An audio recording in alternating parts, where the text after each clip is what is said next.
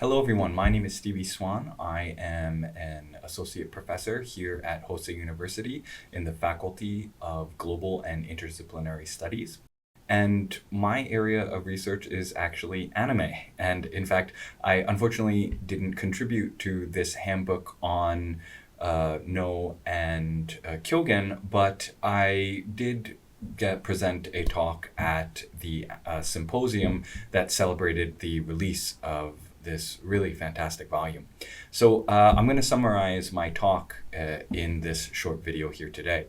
And so, as I was saying before, I actually do research on anime at the current moment, but that wasn't always the case. In fact, my master's degree was on Nō theater and Nō performance, and unfortunately I won't be talking about that today, and instead I will be actually talking about different modes of acting and talking about how that connects to anime.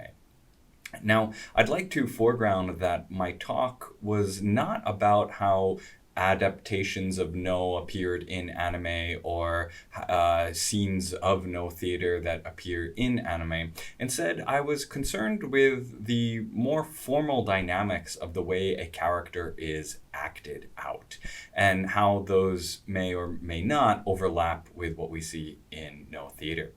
And the point of departure, or the kind of framing that I use to explore that, is animation and performance scholar Donald Crafton's typology of embodied and figurative acting.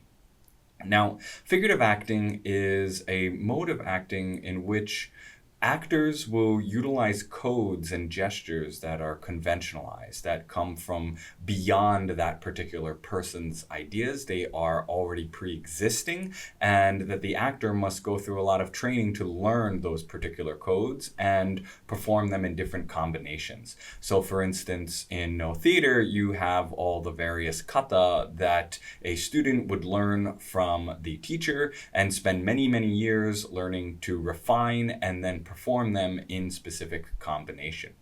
Now, for instance, in Nō theater, you have something like the shiori gesture, which is to denote crying, but is not physically crying. It is a codified expression of that type of emotional response.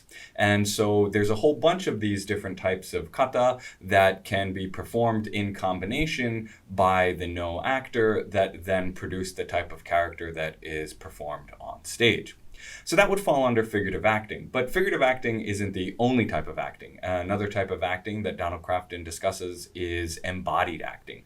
And this is from a type of naturalist tradition of acting. So for instance, Hollywood method acting, where somebody tries to express emotions that appear to mimic those that are seen in real life. So oftentimes this comes out as an externalization of an internal emotion that is presented in the unique gestures and movements of a character. So it is through the ways that they externally present their interiority that distinguishes one character from another character. Now, for Donald Crafton, he points out that this is actually prominent in animation, and in fact in Disney's animation, which uses a lot of embodied acting to present characters that feel autonomous, internally motivated, and have unique expressions that are locked to the form of that particular character's body.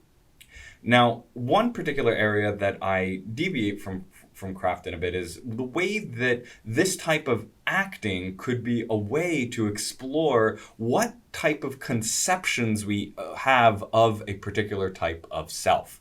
So for instance, if we look at embodied acting and the way that it enacts a character, it would be creating a sense that there is an interiority that is strictly divided from the outside world. All the emotions, all the motivation come from, or appear to come from, inside the character that comes out in these unique individualized emotions. So in that sense, this type of self really aligns with a modern human-focused notion of a self, the individual of kind of liberal humanism, for instance. Now, what type of self then would be created through figurative acting? Well, here I think it's important to look at anime, which in fact employs a lot of figurative acting. This is something that Crafton notes and I think can be explored to a great depth. So you see in a lot of anime characters the same type of arched eyes for smiling, or round circles that are white when the characters are shocked. And these are the types of codes that get repeated across characters, across genres, even across studios, that we see lots of different anime characters enact. Now, distinct from something like embodied acting, where the emotions appear locked and specific to that character, for embodied acting, these are codes that exist from outside of the character that kind of are shared, are borrowed, and multiple characters can perform the same code at the same time right next to one another. So in that sense, instead of a type of individualism that we might find in embodied acting, in figurative acting, you get what I call a type of particularity. That is the sense that there is a specificity to that particular enactment of that code in that moment, by that character, in that particular episode, but is actually part of a broader series of those codes being produced. Furthermore, it's not like these are all the same characters over and over again. In fact, it is through the particular combination of those codes that a distinction in those characters is created.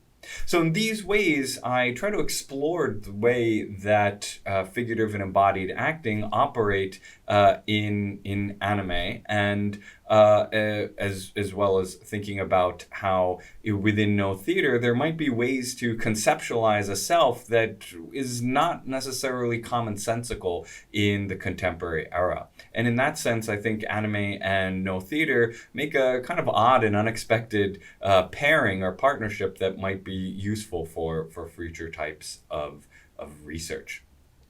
Now, I'd also like to note on the final point that embodied and figurative acting are not necessarily opposites. In fact, they exist in little degrees in every type of enactment. And I think in both Nō and in anime, we can find ample examples of something that combines those two modes, even though I would claim that both Nō and anime tend to generally lean towards figurative acting. So with that, I will close this particular talk. This is a really wonderful volume. I think that it is an excellent resource for not just new scholars, but experienced researchers. And I think that it is something that not just Nō research will benefit from, but also people who do research in media and other types of performances beyond Nō. Thank you very much.